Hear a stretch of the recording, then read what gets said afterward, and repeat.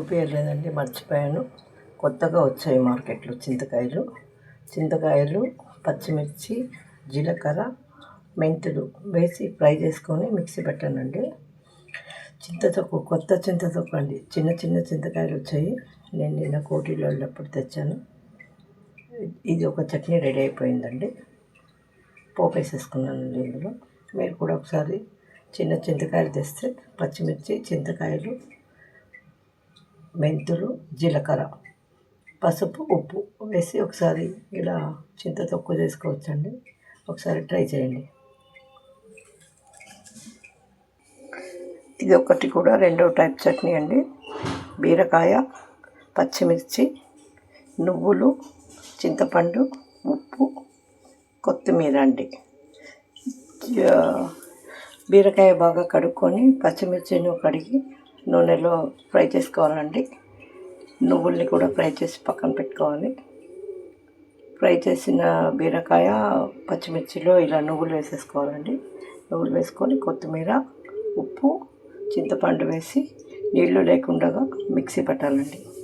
నీళ్లు వేస్తే సాయంత్రానికి అంతా నురగ వచ్చేస్తుందండి. చట్నీ పాసిపోతుందండి రాత్రికి అంతా.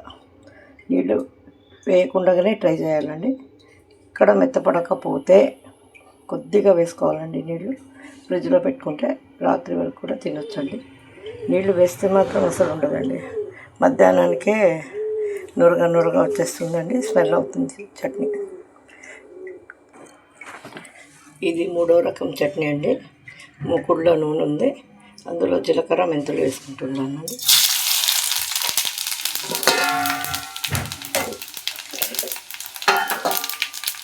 అవి ఫ్రై అయిన తర్వాత ఇక్కడ కడిగేదానికి పెట్టుకున్నానండి గోంగూర. దీన్ని ఇందులో వేసేస్తున్నాను.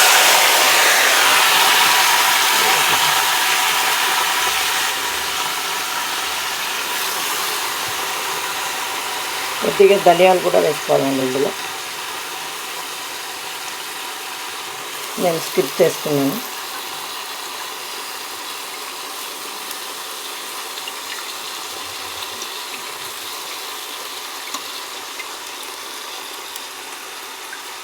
ఇది మెత్తగా అయిన తర్వాత కొద్దిగా కారం, ఉప్పు వేసి మిక్సీ పట్టి చూపిస్తాను.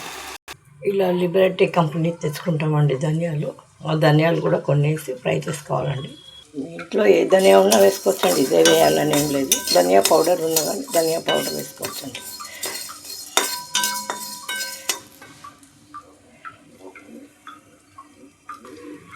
గోల్డెన్ కలర్ వచ్చేలా ఫ్రై చేసుకొని మెంతులు, జీలకర్ర, ధనియాలు, ఉప్పు, కారం అండి. గోంగూర పచ్చడి ఇది నిల్వ ఉంటుందండి నెల వరకు.